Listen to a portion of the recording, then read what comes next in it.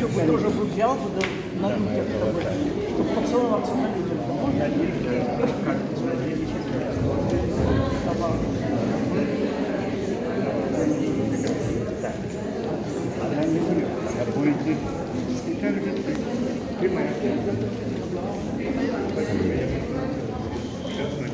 Там уже очередь.